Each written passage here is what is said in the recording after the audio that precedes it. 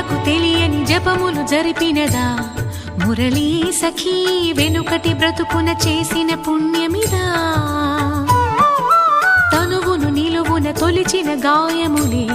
తన జన్మకి తరగని వరముల సిరులని తలచినదా